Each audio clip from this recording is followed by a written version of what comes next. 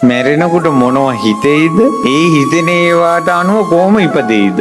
අපි කෙනෙකුගෙන් අහනවා ඔයාට අලියෙක් ගහන්න આવොත් ඔයා මොනවද කරන්න කියලා. අපිට දැන් කිව්වකි දෙයක. අපි ඒ වෙලාවට තමයි එක්ක පනිනවද, දුවනවද, සමහර අය ගල් ගහනවා. බය වුණාට පස්සේ කතා කරන එක කියවෙන්නේ නැහැ. ඇවිද ගන්න බෑ. කකුල් ගල් ගහලා එක තැන හිර වෙනවා අපි. බය වුණාම. ඒකට බුදුරජාණන් වහන්සේ ධර්මයේ දේශනා කළේ මේ අවිනිශ්චිත බවක් ගැන නෙවෙයි.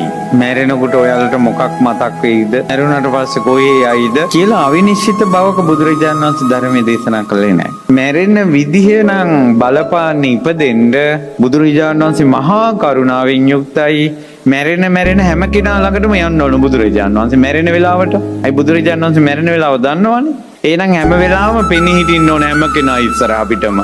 බුදුරජාණන් වහන්සේ ධර්මයේ දේශනා කළේ පණ ඇද ඉන්න අයටද ජීවත් වෙලා ඉන්න අයටද? එහෙනම් ඊළඟ ජීවිතේ තීරණය වෙන්නේ පණ අදින වෙලාවටද ජීවත් වෙලා හිටපු විදිහටද?